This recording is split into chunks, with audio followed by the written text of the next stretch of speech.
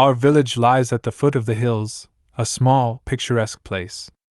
Everyone in the village, without exception, are skilled farmers, hunters, and craftsmen. As a result, almost everything in our homes is made by our own hands.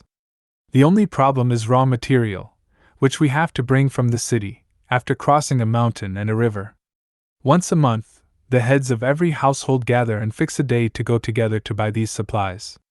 Riding out on horseback as a group is a joy in itself. Just like in the books, they look like soldiers setting off on a mission. This time, I wanted to go too. I had just turned 15 and could ride a horse well.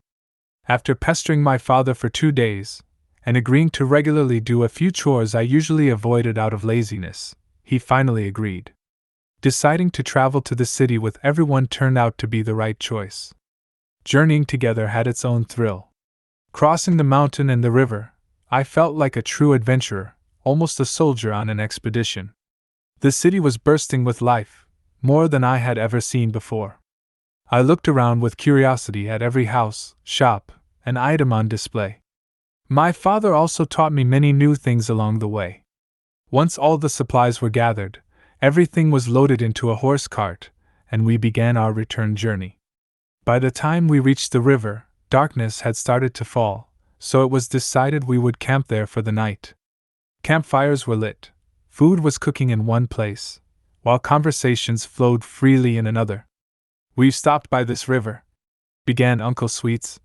"But have you ever heard the story of the shapeshifter here?" This uncle was famous for spicing up even things that never happened. Still, to pass the time, everyone leaned in. "No, who is this shapeshifter?" "Well," he began. "Once a friend and I were returning from the city after buying goats, and we camped right here by the river for the night. We kept the goats together, lit a fire, and went to sleep. In the middle of the night, I suddenly woke up. Moonlight had spread everywhere. I sensed some movement among the goats, so I went to check. I didn't see any wild animal, but on the other side I noticed a pale figure. I thought it must be my friend, maybe he had gotten up to check if everything was all right. Still half asleep, I came back. Then I saw him approaching from the front. Surprised, I asked, 'Hey, weren't you just over there?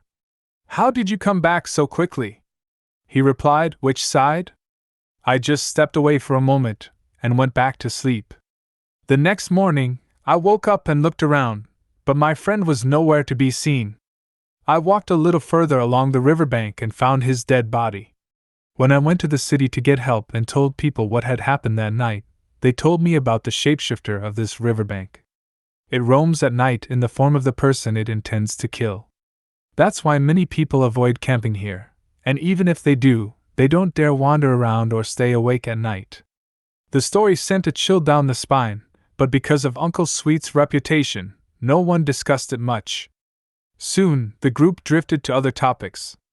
The chatter was still in full swing when Mark came walking toward us. "Hey, Uncle Sweets. You walk incredibly fast. You were just near the horse cart a moment ago.